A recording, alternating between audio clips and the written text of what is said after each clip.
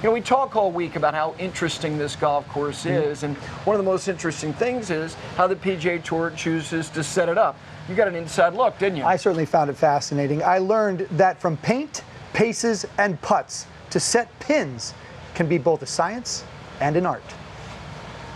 We usually start our planning preparations on Tuesday of tournament week. We use quite a few factors in determining where the hole locations are set.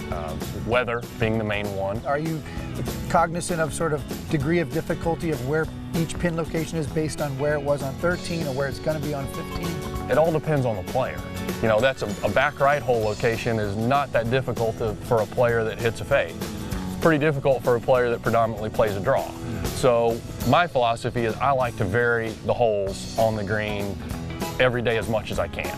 Our hole location today, which is on the front left, we set up one day ahead. So as you can see, we've got a white dot on the green. Yes. And you'll notice during the rounds, a lot of the caddies, as their players putting or putting out, they'll come and actually try to find that dot, and they'll actually do the pacing themselves. What's the rules in terms of the distance it has to be from the edge of the green?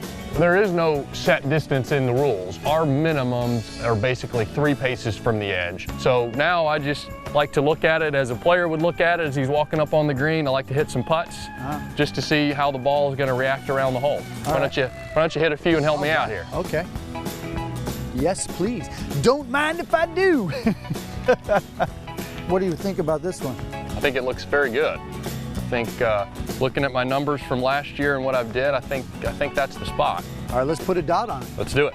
Okay, after I put the dot down, now I'll pace it so that we can put it on the sheet for tomorrow. Okay.